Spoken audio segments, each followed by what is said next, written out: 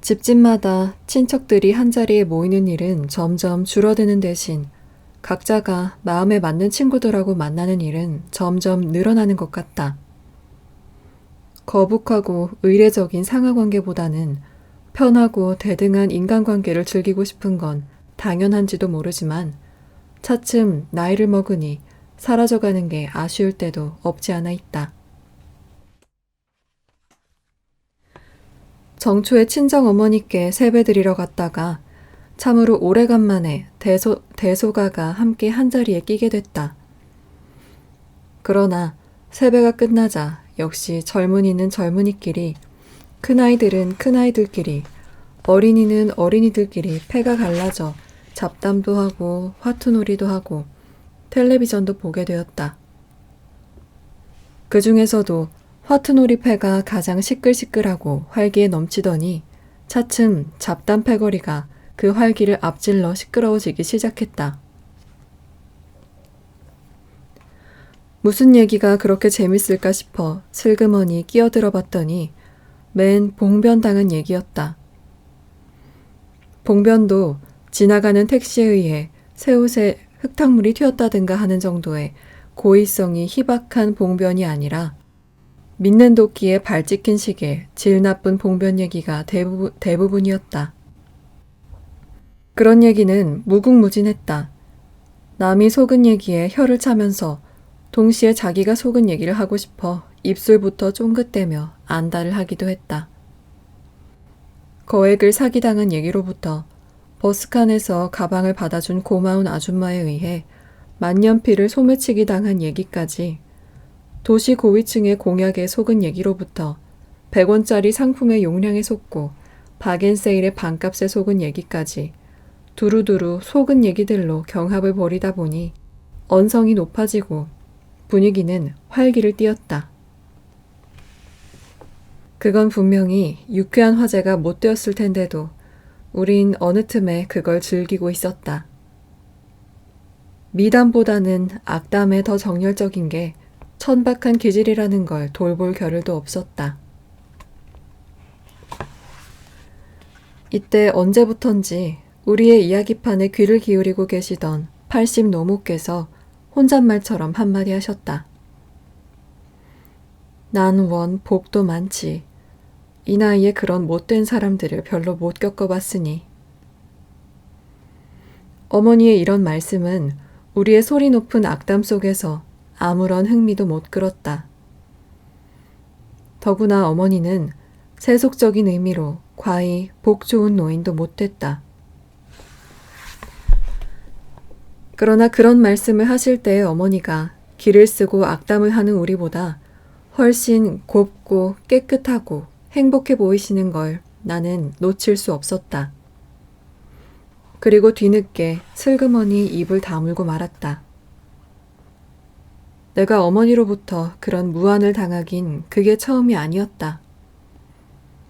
요새는 근력이 안 좋으셔서 못 다니시지만 재작년까지만 해도 절에 열심히 다니셔서 나도 가끔 모시고 가봤었는데 그때마다 절의 소각한 분위기라든가 스님과 신도들과의 상업적인 관계 등에 대해 나는 꽤 악랄한 비평을 했었다.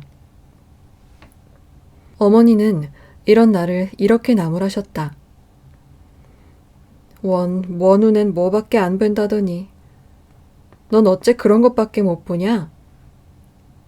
난 부처님 한 분 우러르기에 그저 감지덕지 하느라 그런 건 눈귀에도 안 들어오더니만. 보는 눈에 따라 이렇게 한 가지 사물, 동일한 현상도 정반대로 보이는 수가 부지기수다. 사람을 믿었다가 속았을 때처럼 억울한 적은 없고 억울한 것처럼 고약한 느낌은 없기 때문에 누구든지 어떡하든지 그 억울한 느낌만은 되풀이해서 당하지 않으려 든다. 다시 속기 싫어서 다시 속지 않는 방법의 하나로 만나는 모든 것을 일단 불신부터 하고 보는 방법은 매우 약은 삶의 방법 같지만 실은 가장 미련한 방법일 수도 있겠다. 믿었다가 속은 것도 배신당한 것에 해당하겠지만 못 믿었던 것이 실상은 믿을 만한 거였다는 건 역시 배신당한 것일 수밖에 없겠고 배신의 확률은 후자의 경우가 훨씬 높을 것이다. 우리 어머니가 80평생을 회고하며 자신있게 못된 사람 만난 일 없다고 수레할 수 있듯이 세상엔 믿을 만한 게 훨씬 더 많다. 우리가 믿음에 대해 쉬 잊고 배신을 오래 기억하며 타인에게 풍기지 못해 하는 것도 우리의 평범한 일상의 바탕이 결코 불신이 아니라 믿음이기 때문일 것이다. 그날 귀갓길은 정월 초월은 날 내린 폭설이 조금도 녹지 않고 그대로 얼어붙어서 몹시 위태로웠다. 친정에서 우리 집까지는 같은 서울 시내건만 30km에 가까운 거리이다. 그런 거리를 늦은 밤 택시로 달리는, 아니 기는 기분은 실로 아슬아슬했다. 주행선은커녕 차도와 인도와의 구분도 없이 차 사이를 행인이, 행인 사이를 차들이 요령껏 엉금엉금 기고 있었다. 아마 운전기사에 대한 신뢰감이 없었던들 나와 나의 식구들의 안전을 그 차에 그렇게 전적으로 맡길 수는 없었으리라. 그러나 그 택시 운전사가 전서부터 아는 사람일 리는 없었고 믿을 만한가 아닌가를 알아보기 위해 관상이라도 봐뒀던 것도 아니다. 그냥 그가 믿음직스러웠다. 우리의 믿는 마음이 그와 교감해 그를 더욱 책임감 있게 했고 그런 교감에 의해 차 속의 분위기까지 훈훈하고 화목한 것이었다. 내가 탄 택시의 운전기사에 대해서뿐이 아니었다. 차 사이를 조심스럽게 누비는 행인들, 앞뒤 옆으로 엇갈리는 딴 차들의 운전기사들에 대한 믿음 역시 없었더라도 그날 밤 집으로 돌아오는 일은 만용이었으리라. 그날 밤 일이 지금 생각해도 유쾌한 건 이런 광범위한 믿음의 교감의 추억 때문인 것이다. 우리가 아직은 악보다는 선을 믿고 우리를 싣고 가는 역사의 흐름이 결국은 옳은 방향으로 흐를 것을 믿을 수 있는 것도 이 세상 악을 한꺼번에 처치할 것 같은 소리 높은 목청이 있기 때문이 아니라 소리 없는 수많은 사람들의 무의식적인 선, 무의식적인 믿음의 교감이 있기 때문이라고 나는 믿고 있다. 올겨울은 눈이 많을 뿐더러 추위 역시 대단했다. 우리 집처럼 방이 여럿이고 방마다 연탄을 떼는 집에선 매일매일 배출해내는 연탄재만 해도 엄청나다. 만일 하루 걸러오는 청소부가 사흘이나 닷새쯤을 오지 않는다면 우리 동네는 연탄재에 묻히리라. 그러나 청소부 아저씨는 어김없이 온다. 아침 기온이 영하 15도가 넘는다는 관상대 발표를 듣고 나서 아저씨의 손수레 바퀴가 언 땅을 덜커덕 구르는 소리를 들을 때처럼 고맙고 안심스러울 때는 없다. 그러나 폭설이 내린 다음 날 나는 청소부 아저씨를 믿을 수가 없었다.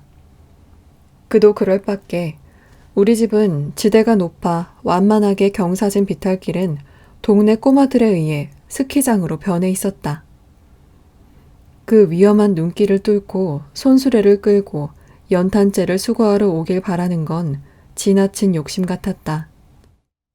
쌓이는 연탄재만큼의 우울과 근심이 내 가슴을 짓눌렀다. 그러나 그날 아침도 쓰레기통은 말끔히 비어 있었다. 올겨울도 많이 추웠지만 가끔 따스했고 자주 우울했지만 어쩌다 행복하기도 했다. 올겨울의 희망도 뭐니 해도 역시 봄이고 봄을 믿을 수 있는 건 여기저기서 달콤하게 속삭이는 봄의 약속 때문이 아니라 하늘의 섭리에 대한 믿음 때문이다.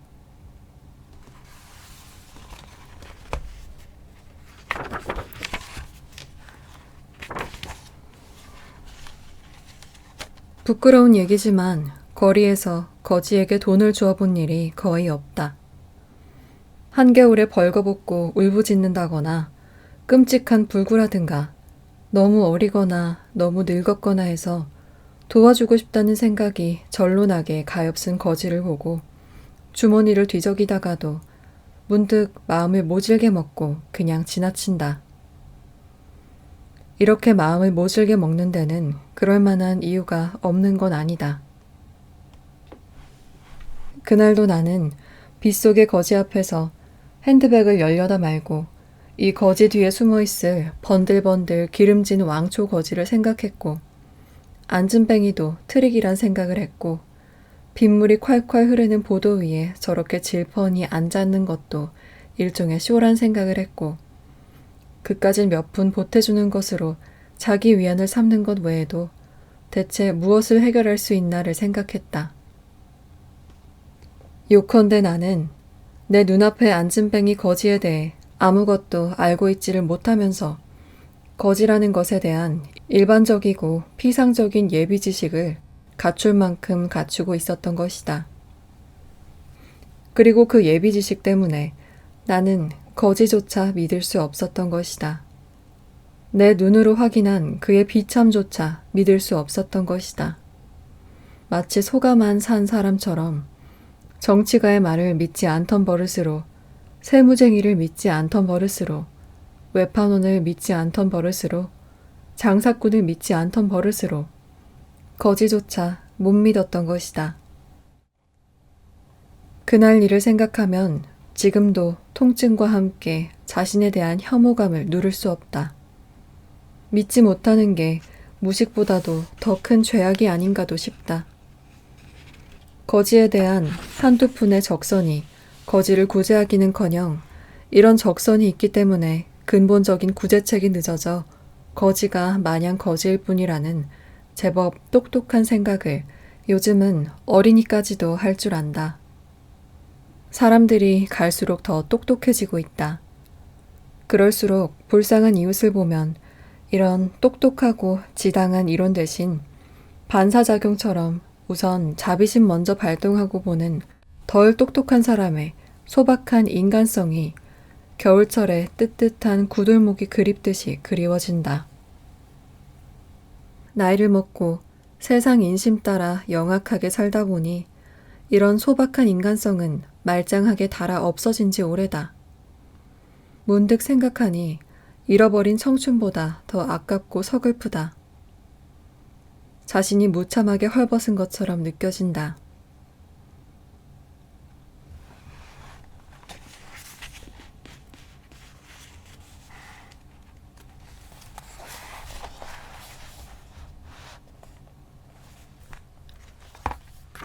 외손자가 요새 한창 말을 배우기 시작하고 있다.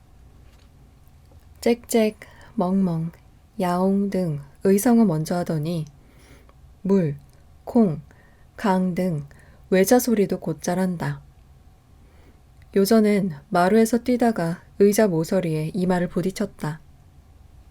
울상을 하고 나에게 와서 얼굴을 들이대면서 약, 약 한다. 무릎이 까졌을 때 약을 발라준 생각이 나나 보다. 나는 부딪힌 자리를 쓱쓱 비벼만 주고 약은 안 발라도 되겠다고 일러주었다. 알아들었는지 못 알아들었는지 물러가지 않고 계속 뭔가를 요구하는데 이번엔 약 소리 대신 입을 오므리고 호호 하는 것이었다.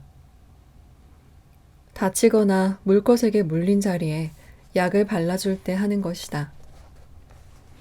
다치거나 물것에 물린 자리에 약을 발라줄 때마다 호호 하면서 상처에 입김을 불어줬었는데 그것이라도 해달라는 것 같았다. 나도 웃으며 녀석의 얼굴을 끌어당겨 이마에 정성껏 호호를 해주었다. 녀석은 눈까지 스르르 감으면서 그렇게 마음 놓이고 느긋한 표정을 지을 수가 없었다. 나도 웃음이 절로 났다. 나의 어릴 적도 마찬가지였다.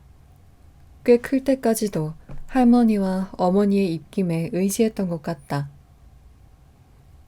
시골에서 자라서인지 어릴 적에 넘어지기도 잘하고 다치기도 잘했지만 그 흔한 머큐로크롬 한 번 못 발라봤다. 넘어져서 무릎이 까지든 싸워서 얼굴에 손톱 자국이 나든 할머니와 어머니의 처방은 마음으로부터 안쓰러워하면서 그저 입김을 호호 불어주시는 게 고작이었다.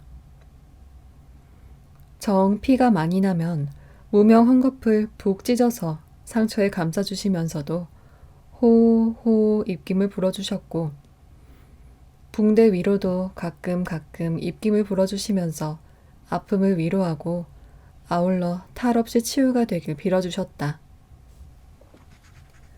할머니나 어머니의 따뜻한 입김에 상처를 내맡겼을 때 어린 마음을 푸근히 충족시켜주던 평화로움은 이 나이가 되도록 잊혀지지 않는다. 잊혀지지 않을 뿐더러 나도 모르게 내 손자에게 같은 짓을 반복했었고 손자도 그것을 좋아하는 것 같다. 호. 어린 마음에 할머니나 어머니의 입김이 와닿기는 비단 다쳐서 아파할 때만이 아니었다. 화롯불에 파묻어 말랑말랑 익힌 감자나 밤을 꺼내 껍질을 벗겨주시면서도 호 입김을 불어 알맞게 식혀주셨고 끓는 국이나 찌개도 그렇게 식혀주셨다. 먹고 싶은 걸 참느라 침을 꼴깍 삼키면서 그분들의 입을 지켜보면서 어린 마음 속엔 그분들에 대한 신뢰감이 싹 텄었다. 어찌 상처나 뜨거운 먹을 것에만 그분들의 입김이 서렸었을까? 그분들의 입김은 온 집안에 서렸었다. 학교 갔다가 집에 돌아왔을 때 간혹 어머니가 집에 안 계시면 그것을 대문간에 들어서자마자 알아맞힐 수가 있었다. 집안 전체가 썰렁했다.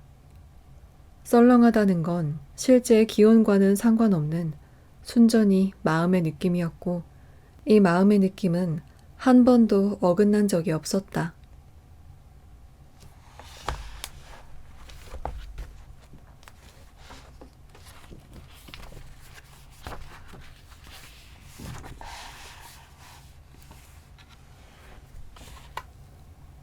죽는 것은 몸일 뿐 영혼은 사후세계에서 다 만날 수 있다고들 하지만 그것도 그다지 위로가 되지 않는다.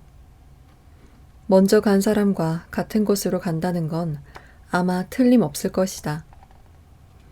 그것이 허든 무든 신의 섭리든 간에 그곳으로 비상을 하든지 추락을 하든지 빨려들든지 할 것이다.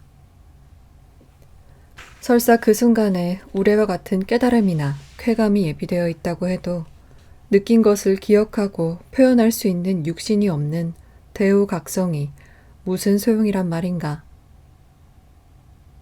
죽음이 무서운 것은 기억의 집인 육신이 소멸한다는 절대로 변경될 수 없는 사실 때문이고 내가 육신에 집착하는 것은 영혼이 있다는 것을 못 믿어서가 아니다.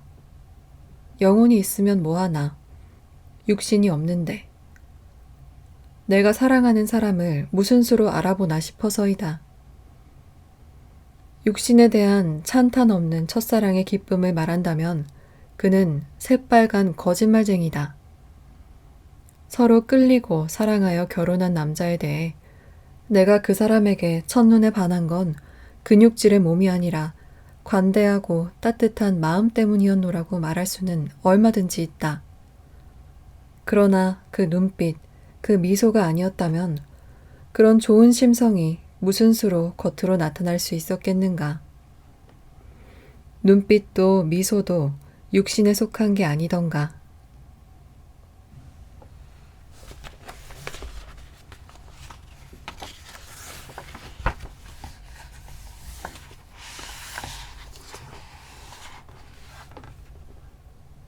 노염이 복더위보다 기승스럽다. 어서 찬바람이 났으면 싶다가도 연탄 생각을 하면 우울해진다. 나는 오늘 우리 연탄광에 남아있는 연탄을 아이들과 함께 세어보았다. 구구셈과 덧셈을 어렵게 해서 계산해낸 재고량은 345장, 앞으로 자그마치 1655장을 더 확보해야 겨울을 날 수 있다. 낮아진 열량을 생각한다면 2000장쯤 더 있어야 할지도 모르겠다. 연탄장수 아저씨하고 어떻게 잘 통해 놓으면 그만한 연탄을 확보해 놓을 수 있을까? 내가 가을과 함께 골몰하는 생각은 고작 이런 구질구질한 생각이다. 내가 순수한 감동으로 받아들일 수 없는 건 가을뿐이 아니다. 여름이 무르익어 아이들의 방학이 시작되자 나는 곧 아이들의 머릿수와 바캉스 비용을 암산하느라 머릿속이 뒤죽박죽이 되어야 했고 계절마다 이런 사연은 반드시 따라다닌다. 그렇다고 내가 내 생활의 톱니바퀴와 각박하게 엇물려 놓은 게 어찌 계절뿐일까? 사람과의 관계 또한 그렇다. 연전에 남편이 개복 수술을 받은 적이 있다. 나는 대기실에서 가슴을 죄며 수술이 무사하게 끝나기를 빌었지만 암만 해도 방정맞은 생각을 떨쳐버릴 수가 없었다. 만약 잘못된다면? 이런 가정하에 내가 생각할 수 있는 건 남편을 잃은 아내로서의 순수한 고독이나 비탄이 아니라 나 혼자서 여러 애들하고 뭘 먹고 뭘로 공부시키고 어떻게 사나 하는 생각이었다. 사람의 생각이 투명하게 밖으로 내비치지 않는다는 건 사람과 사람 관계에 있어서 얼마나 큰 축복일까. 계절의 변화에 신선한 감동으로 반응하고 남자를 이해관계없이 무분별하게 사랑할 수 있는 앳된 시절을 어른들은 흔히 철이 없다고 걱정하려고 든다. 아, 철없는 시절을 죽기 전에 다시 한번 가질 수는 없는 것일까? 소설이나 영화 같은 데는 자주 불치의 병에 걸린 주인공이 나온다. 의사와 가족만 알고 주인공은 자기의 시한부 인생을 전혀 눈치채지 못한다. 가족들은 주인공을 감쪽같이 속이면서 남은 몇 달은 어떡하든 더 행복하게 해주려고 갖은 애를 쓴다. 이 대목이 바로 눈물을 노리는 대목이다. 그러나 나는 이 대목이 싫다. 나도 너무 늙기 전에 그런 병에 걸려 죽고 싶지만 이왕이면 내 생명이 몇 달 남았다는 선고를 나 혼자서 내가 직접 듣고 싶다. 가족들에겐 알리지 않겠다. 가족이 먼저 알고 나를 속이게 하고 싶지도 않다. 마지막으로 그 소중한 몇 달을 가족들의 기만과 동정이라는 최악의 대우 속에서 보내고 싶진 않다. 나는 내 마지막 몇 달을 철없고 앳된 시절의 감동과 사랑으로 장식하고 싶다. 아름다운 것에 이해관계 없는 순수한 찬탄을 보내고 싶다. 그렇다고 아름다운 것을 찾아 여기저기 허둥대며 돌아다니진 않을 것이다. 한꺼번에 많은 아름다운 것을 봐두려고 생각하면 그건 이미 탐욕이다. 탐욕은 추하다. 내 둘레에서 소리 없이 일어나는 계절의 변화, 내 창이 허락해주는 한 조각의 하늘, 한 폭의 저녁널, 먼 산빛. 이런 것들을 순수한 기쁨으로 바라보며 영혼 깊숙이 새겨두고 싶다. 그리고 남편을 사랑하고 싶다. 가족들의 생활비를 벌어오는 사람으로서도 아니고 아이들의 아버지로서도 아니고 그냥 남자로서 사랑하고 싶다. 태초의 남녀 같은 사랑을 나누고 싶다. 이런 찬란한 시간이 과연 내 생애에서 허락될까? 허락된다면 그때는 언제쯤일까? 10년 후쯤이 될까? 20년 후쯤이 될까? 몇 년 후라도 좋으니 그때가 가을이었으면 싶다. 가을과 함께 곱게 쇠진하고 싶다.